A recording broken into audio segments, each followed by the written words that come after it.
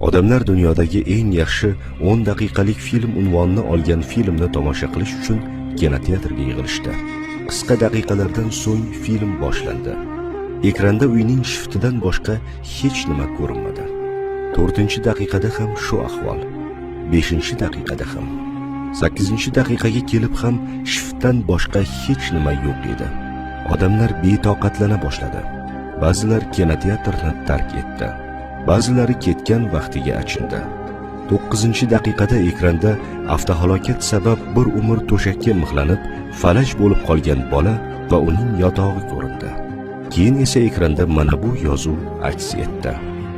Bu bolakay yana necha yillarni shu zaylda davom ettiradi. Siz esa 8 daqiqa chidolmadingiz.